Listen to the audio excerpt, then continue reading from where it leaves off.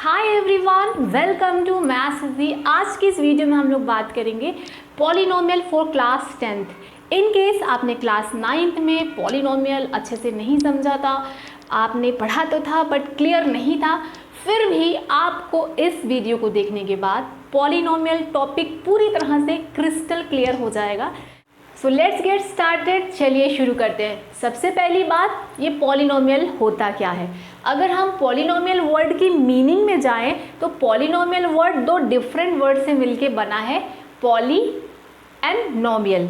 Poly means many, नोमियल means terms, यानी many terms, यानी कि एक ऐसा अलजेब्रिक एक्सप्रेशन जिसमें बहुत सारे टर्म्स होते हैं उसे कहते हैं पॉलिनोमियल।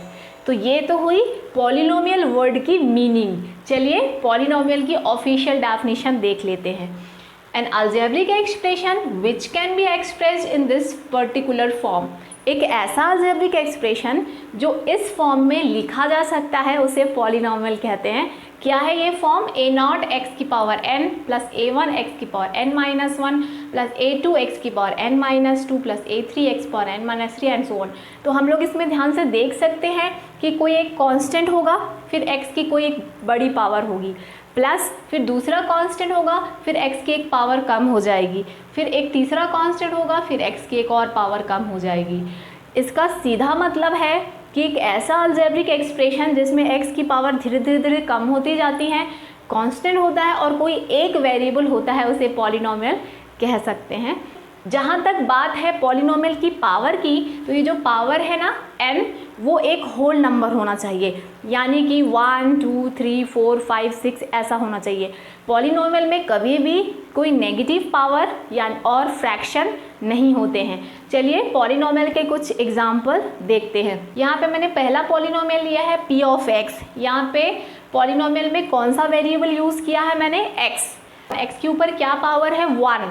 तो ये कौन सा पॉलिनोमियल है? Linear polynomial. सेकेंड एग्जांपल है p ऑफ y। यहाँ पे वेरिएबल क्या है? y, क्योंकि पॉलिनोमियल में चाहे x भी वेरिएबल हो सकता है, y हो सकता है, t हो सकता है, z हो सकता है, वेरिएबल से कोई फर्क नहीं पड़ता है। तो यहाँ पे हम लोग देख सकते हैं कि y cube plus 3y square plus 2y plus 1 ये पॉलिनोमियल है। इसके ऊपर क्या पावर है? 3 पावर है। तो ये कौन सा पॉलिनोमियल है? Cubic polynomial. हम देख सकते हैं इन सभी एग्जाम्पल में कहीं पे भी नेगेटिव पावर या फ्रैक्शन में पावर नहीं है, क्योंकि पॉलिनोमियल में नेगेटिव पावर नहीं हो सकती। इसी तरह से यहाँ पे हम लोग देख सकते हैं कि यहाँ पे 4 पावर का मैंने एक पॉलिनोमियल लिया है, इसका नाम है बाई क्वाड्रेटिक पॉलिनोमियल और इसकी डिग्री है 4। तो ये है पॉलिनोमियल का फॉर्मल इंट्रोडक्शन कि पॉलिनोमियल होता क्या है। अब आते हैं पॉलिनोमियल चैप्टर के सेकेंड पॉइंट की ओर, जो कि है डिग्री ऑफ पॉलिनोमियल।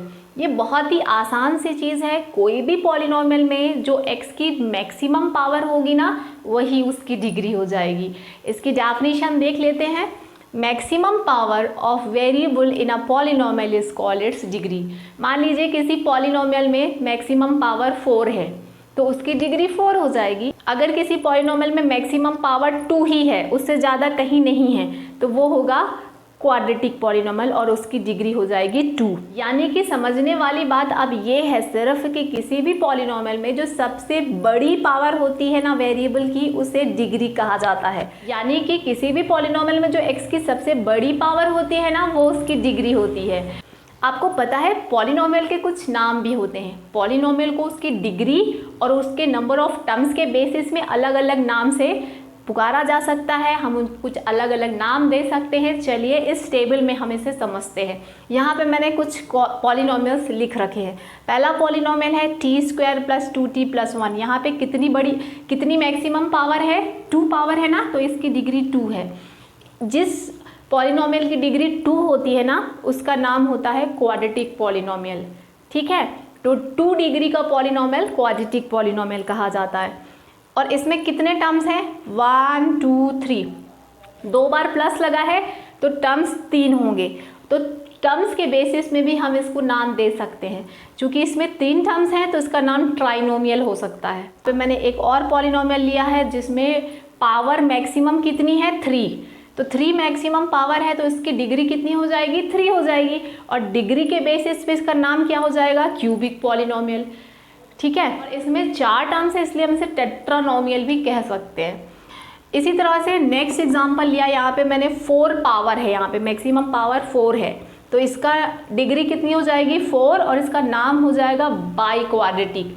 अब इसमें 3 टर्म है तो इसका नाम ट्राइनोमियल भी हो सकता है। इसी तरह से नेक्स्ट क्वेश्चन है, यहाँ पे मैंने नेक्स्ट एग्जांपल लिया है x, सिर्फ x बस है, x बस है यानी कि इसके ऊपर क्या पावर है 1, तो इसकी डिग्री कितनी हो जाएगी 1, और 1 डिग्री के पॉलिनोमियल को क्या कहते हैं लीनियर पॉलिनोमियल। अब चूंकि इसमें सिर्फ एक ही टर्म है तो इसे हम मोनोमियल भी कह सकते हैं।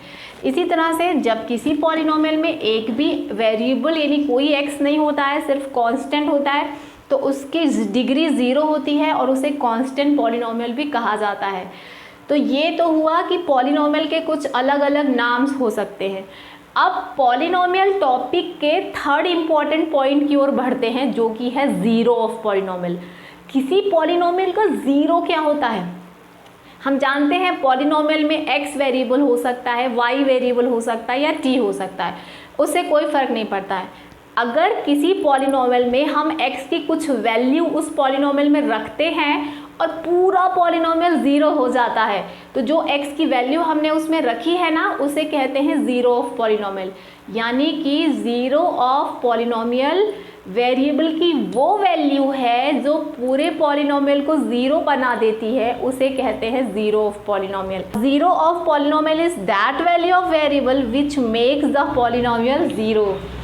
यहाँ पे हम लोग इससे समझ सकते हैं, अगर x is equal to k, 0 है px का, तब p of k equals to 0 हो जाएगा। कुछ एग्जाम्पल देखते हैं। पॉलिनोमियल का 0 2 है, तो पॉलिनोमियल में 2 रखने से 0 आएगा। अगर पॉलिनोमियल का 0 -1 है, तो पॉलिनोमियल में -1 रखने से 0 आएगा, यानी कि p ऑफ -1 इक्वल्स टू 0। तो ये तो हुई ज़ीरो ऑफ पॉलिनोमियल का एक छोटा सा इंट्रोडक्शन, अलजेब्रिक मीनिंग। लेकिन क्या आपको पता है कि ज़ीरो किसी पॉलिनोमियल में बहुत ही ज़्यादा इम्पॉर्टेंट होता है?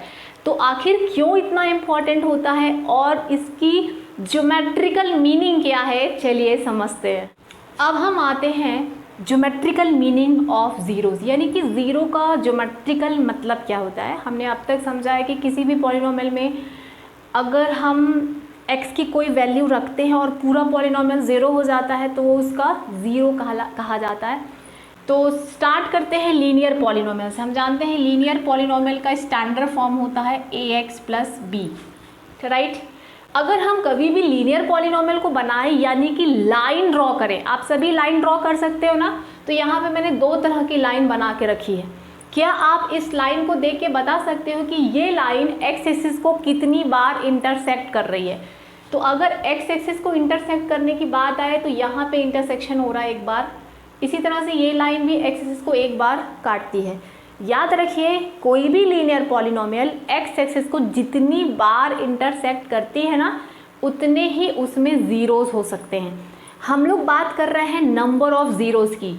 किसी भी पॉलिनोमियल में कितने ज़ीरोज़ होंगे, we are talking about this particular topic.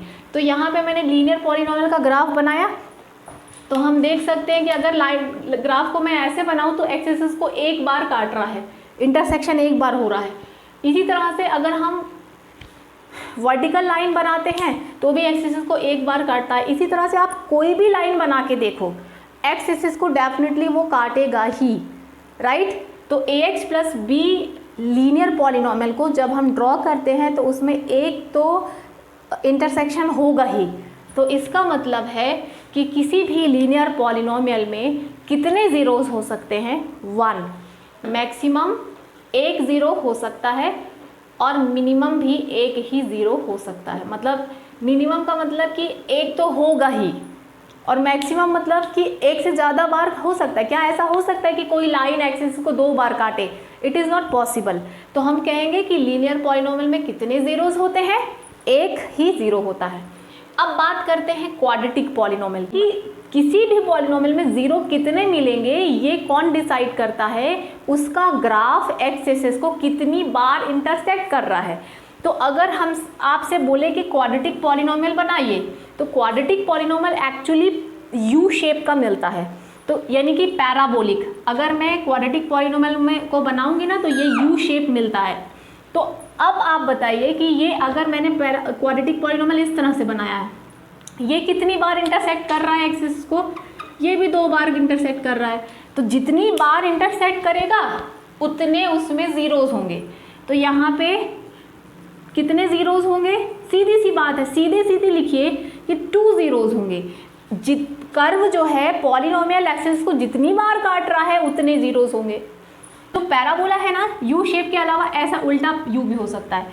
तो यहाँ पे देखिएगा, अगर मैं ऐसा बनाती हूँ तो सेम सिचुएशन है, ये भी 2 बार इंटरसेक्ट कर रहा है, तो इसमें भी 2 ज़ीरोज़ होंगे। लेकिन अगर हम हमारा पैराबोला ऐसा आए कि सिर्फ एक ही बार टच करे, यहाँ पे एक पॉसिबिलिटी हो सकती है कि पैराबोला सिर्फ एक बार ही टच कर रहा है, ओनली 1 पॉइंट ऑफ इंटरसेक्शन, एक बार ही इंटरसेक्ट कर रहा है। तो अगर इंटरसेक्शन ही डिसाइड करता है ज़ीरो को, तो आप बता सकते हो कि इसके ज़ीरो कितने होंगे, सिर्फ एक बार टच हो रहा है ना, तो यहाँ पे लिखेंगे हम 1 0। यानी कि ऐसा भी हो सकता है कि क्वाड्रेटिक पॉलिनोमियल में 2 ज़ीरोज़ मिले, दिस इज़ अ 1 केस। और सेकंड केस है कि क्वाड्रेटिक पॉलिनोमियल अगर एक ही बार टच करे तो उसका 1 ज़ीरो भी हो सकता है। ठीक है, अब हम बात करते हैं इसके थर्ड केस की। क्वाड्रेटिक पॉलिनोमियल में एक केस ये हो सकता है कि जो हमारा u है वो एक्स एक्सिस को एक भी पॉइंट पे टच ना करे। देख सकते हैं कि नो इंटरसेक्शन, यहाँ पे कहीं पे भी इंटरसेक्शन नहीं हो रहा है, नो पॉइंट ऑफ इंटरसेक्शन, इसलिए क्या होगा, नो ज़ीरोज़। यानी कि ऐसा भी हो सकता है कि क्वाड्रेटिक पॉलिनोमियल, तो क्वाड्रेटिक पॉलिनोमियल के बारे में यहाँ पे मैंने 3 सिचुएशंस लिखी हैं। पहला, पॉलिनोमियल 2 पॉइंट पे काट रहा है एक्स एक्सिस को, इसमें भी 2 बार काट रहा है, तो यहाँ पे कितने ज़ीरोज़ होंगे, 2 ज़ीरोज़ होंगे। एक हो सकता है कि अगर पॉलिनोमियल सिर्फ एक ही पॉइंट पे काटे तो उस समय 1 0 होगा। और इसी तरह से ये सिचुएशन भी हो सकती है कि क्वाड्रेटिक पॉलिनोमियल एक्सिस को काटे ही नहीं, there is no point of intersection, इस टाइम पे एक भी ज़ीरो नहीं होगा। तो हम लोग कह सकते हैं कि क्वाड्रेटिक पॉलिनोमियल वो कितने मैक्सिमम ज़ीरोज़ रखती है, 2, और मिनिमम 0। ऐसा भी हो सकता है कि एक भी ज़ीरो ना हो। अब बात करते हैं लीनियर पॉलिनोमियल की, जो हमने पहले ही डिस्कस किया था। जो लीनियर पॉलिनोमियल है, मैंने आपको बताया था कि उसमें मैक्सिमम भी एक ही ज़ीरो होते हैं और मिनिमम भी एक ही ज़ीरो होता है, यानी एक ज़ीरो मिलता ही है उसमें। तो अब अगर क्यूबिक पॉलिनोमियल की बात की जाए तो क्यूबिक पॉलिनोमियल का जो ग्राफ होता है ना, वो इस तरह का वेव शेप होता है। आपको ग्राफ कभी खींचना नहीं है, जस्ट आपको समझना है कि ज्योमेट्रिकली हम क्या कहना चाहते हैं नंबर ऑफ ज़ीरोज़ को लेके। तो अगर क्यूबिक पॉलिनोमियल का ग्राफ खींचा जाए तो ये 3 सिचुएशन सामने आती हैं।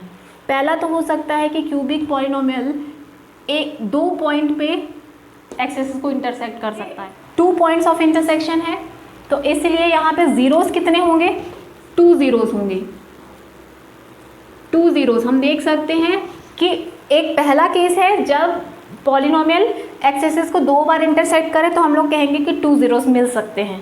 कि देखिए पॉलिनोमियल सिर्फ एक बार इंटरसेक्ट कर रहा है, 1 पॉइंट ऑफ इंटरसेक्शन, सिर्फ एक बार इंटरसेक्शन कर रहा है, सिर्फ एक बार, तो इसके ज़ीरोज़ कितने होंगे, 1 0, सिर्फ एक ही ज़ीरो होगा। जितने बार इंटरसेक्शन होगा ना उतने ज़ीरोज़ होते हैं। अब इसकी बात कर लेते हैं। यहाँ पे देखिए एक केस हो सकता है कि एकदम पूरा वेव मिले, तो 1 2 3 3 बार इंटरसेक्शन हो रहा है। हम देख सकते हैं कि यहाँ पे 3 पॉइंट ऑफ इंटरसेक्शन है, तो ज़ीरोज़ भी कितने होंगे, 3 ज़ीरोज़ होंगे। तो नंबर ऑफ ज़ीरोज़ जो होते हैं ना वो कौन डिसाइड करता है, एक्स एक्सिस से इंटरसेक्शन डिसाइड करता है। तो क्यूबिक पॉलिनोमियल के बारे में ये सिचुएशन है, होपफुली आप समझ पा रहे हो। क्यूबिक पॉलिनोमियल मैक्सिमम कितने ज़ीरोज़ होते हैं, मैक्सिमम 3 बार इंटरसेक्ट कर सकता है, तो मैक्सिमम 3 ज़ीरोज़ होते हैं, है ना। और मिनिमम कम से कम एक बार तो इंटरसेक्ट करता ही है, एक से कम बार ऐसा नहीं हो सकता कि एक भी बार इंटरसेक्ट ना करे एक्स एक्सिस को, तो कम से कम एक ज़ीरो तो उसका होता ही है, राइट। तो ये है नंबर ऑफ ज़ीरोज़ का ज्योमेट्रिकल मीनिंग। यानी आपको समझना सिर्फ इतना है कि अगर हम बोल रहे हैं कि क्यूबिक पॉलिनोमियल के कितने ज़ीरोज़ होंगे, तो ज़ीरो डिसाइड कौन करता है, intersection of x axis decide करता है। अब इसके जो हमने अभी डिस्कस किया है उसके बेसिस पे आप आसानी से जो आपकी पहली एक्सरसाइज है ना वो कर सकते हो। देख सकते हो एक्सरसाइज 2.1 28 पेज में इसमें कुछ ग्राफ दिए हैं, आपको बताना है कि इसमें नंबर ऑफ ज़ीरोज़ कितने होंगे। तो जो पहला क्वेश्चन है ना उसमें देख सकते हैं कि जो लाइन है वो तो हॉरिजॉन्टल है, वो तो एक्स एक्सिस को काट ही नहीं रही है, तो इसमें जब एक्स एक्सिस से इंटरसेक्शन हो ही नहीं रहा है तो उसमें कोई ज़ीरो नहीं होगा। तो फर्स्ट में नो ज़ीरोज़ होंगे। सेकेंड जो ग्राफ दिया है इसमें हम एक्स एक्सिस से इंटरसेक्शन देख सकते हैं, यहाँ पे एक बार एक्स एक्सिस को इंटरसेक्ट कर रहा है तो इसमें 1 0 होंगे। थर्ड क्वेश्चन में कितनी बार इंटरसेक्शन हो रहा है, 3 टाइम्स, तो 3 ज़ीरोज़ होंगे। फोर्थ क्वेश्चन में 2 बार इंटरसेक्शन हो रहा है तो 2 ज़ीरोज़ होंगे। फिफ्थ क्वेश्चन में 4 बार इंटरसेक्शन हो रहा है तो 4 ज़ीरोज़ होंगे।